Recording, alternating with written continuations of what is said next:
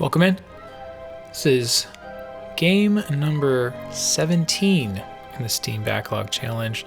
This one is called Smalland Survive the Wilds. It's by Merge Games, and it's a survival craft game based on being a tiny person in a overgrown, wild outside world. Bugs are big, you are small.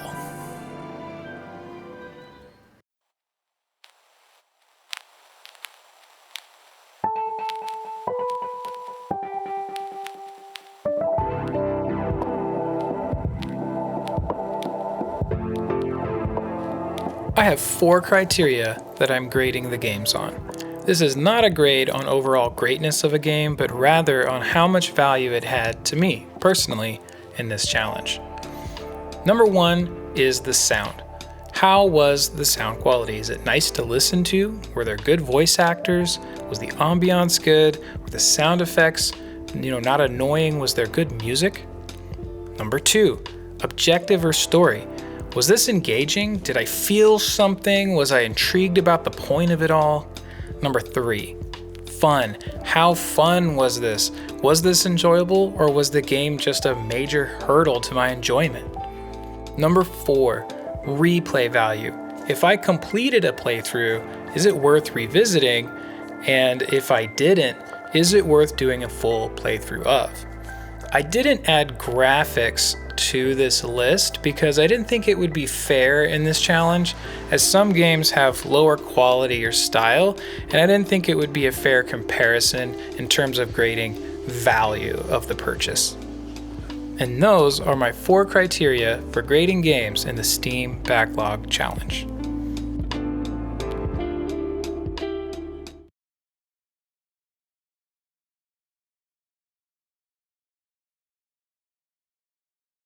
Not a whole lot to say about the sound. There weren't really any voice lines to judge against, but other than that, all the sound effects were pretty good. The ambiance was solid, and I thought the background music was actually pretty decent.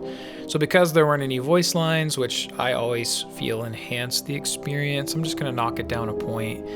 So for me, for this game, I'll score it 4 out of 5.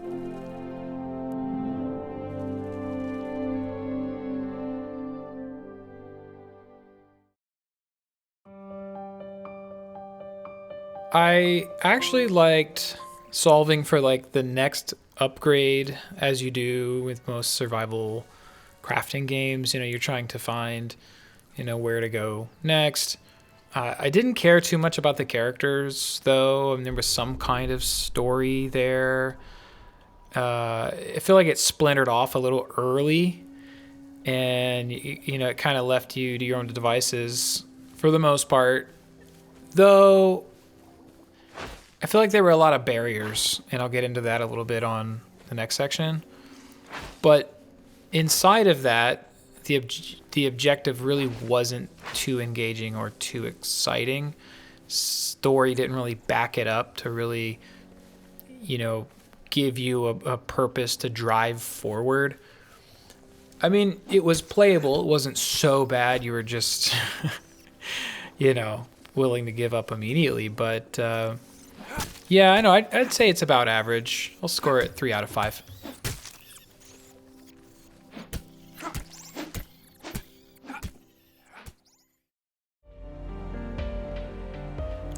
I wouldn't say that. It was playable, like I alluded to, but for me, I'm not a fan of, and I guess there's options when you set your game up for this, but I want to be able to play the game with normal difficulty and still have fun instead of having to gutter ball, or what you call this, guide rail it. I call this bowling bumper it. I don't want to put so many guardrails on it that it's not the original intent of the game. So I just played it with the normal difficulty settings that come with it. I don't like the dying to the fall damage. That fast travel options come so much later that you got to run back to your body, or all the way back to your base. So you're so far away across the map. I get it, and it needs to be punishing in some respect to encourage you to get better or whatever, but the environment is very hard to navigate, and early on it's a hard climb. Infinite looting of resources is nice. I did feel like, you resources would respawn, you could go back to normal farming areas. That was good. The character models were pretty amazing. I know I don't normally judge on graphics or anything, but being surprised by giant butterflies and ladybugs and things like that was really cool to see. I think a big part of it was just like the controls.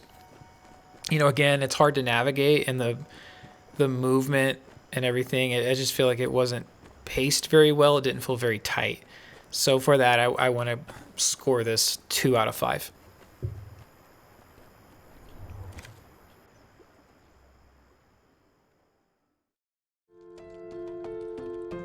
Could you come back to this game? Is there a lot to do? Plenty to do. There's even a sandbox world that you can play around in. So if you set up your game mode that way, I mean, there's a lot that could go on. But to me, personally, there's nothing unique enough here to come back to. The fun factor also detracts from it. I know what I'm walking back into. Also, the character designs, I mean, you're kind of these little nymphy, elfy people. I don't know, it just really wasn't for me. I mean, average, I'd score it 3 out of 5.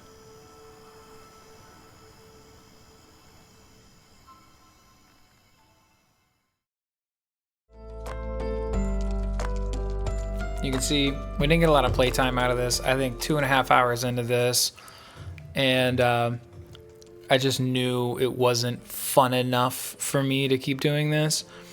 Like I outlined, the loop of like dying to something stupid, like the movement in the game, for example. So like you can't climb on anything. So if you jump in the wrong place, you can die to fall damage really easy. Navigating a lot of places before you even get hover, you can wind up in a spot accidentally and then have to jump. The only really way down is to jump to your death. That part sucks. Yeah, there's just a lot that after going into it for 2.5 hours, it just wasn't enough to keep me there, and it's not enough to bring me back. So we do the ritual, we uninstall, and I'm gonna move this one to skip, because I think it's, with it being like a survival sandboxy kind of game, like you could come back and there's several ways to play it. There's tons of unlocks that you can get, and there's a lot to do in it. It's not to say that there just isn't anything to do. There's plenty to do. It's just like I don't find the gameplay loop very fun. I think it has its moments, but you get killed to fall damage one too many times, or ganked by a gang of bees or something like that one too many times, and you were like halfway across the map and your only respawn point was your home base way over there, which, to be fair, like you can move your base from tree to tree, which I do like, but you have to kind of anticipate that. And if you're just out and exploring, you're not anticipating that. Also, like the balance of like the cold and all that to say, it just like, it's a headache to think about, and it wasn't exciting enough to pull me back. So we're moving on. I wasn't able to find what I paid for this. I think I got this on a bundle deal, or like a game key or a Steam key kind of deal from some other